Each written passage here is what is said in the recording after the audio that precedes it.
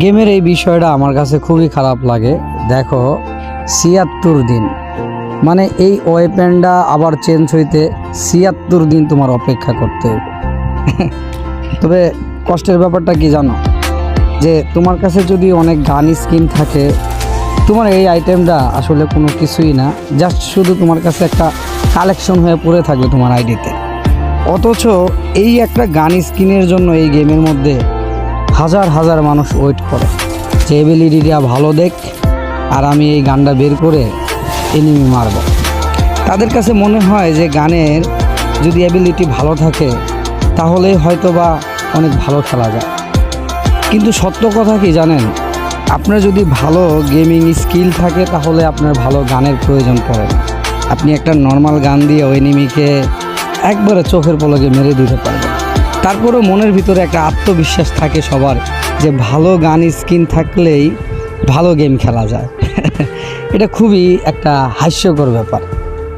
যাই হোক, আমি যে ব্যাপারটা নিয়ে কথা বলতেছি সেটা হলো যে গেরিনা এতদিন পরে একটা করে গান স্কিন দেয়, কিন্তু ভাই এটার এবিলিটিটা খুবই বাজে হয়। আমার মতে এটাতে আসলে আরেকটু এবিলিটিটা ভালো দেওয়া উচিত।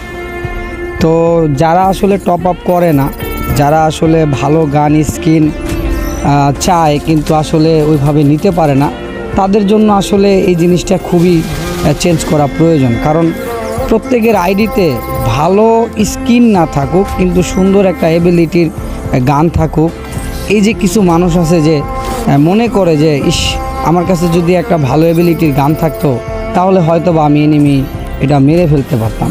কিন্তু আসলে গান স্কিনের চেয়ে আপনার গেমিং স্কিলটা যে বড়, এটা আসলে অনেকে বিশ্বাস করতে চায় না। যাই হোক, আসলে এটা আমি বের করে ফেললাম। এটা আমি তো এটা নিয়ে কখনো খেলবো না। আমার কাছে অনেক ভালো ভালো গান স্কিন আছে, কালেকশন হয়ে পড়ে থাকবে, কিন্তু অন্যজনের কাছে এইটাই কিন্তু সবচেয়ে বড় হয়ে থাকবে যার কাছে কোনো ভালো গান স্কিন নেই।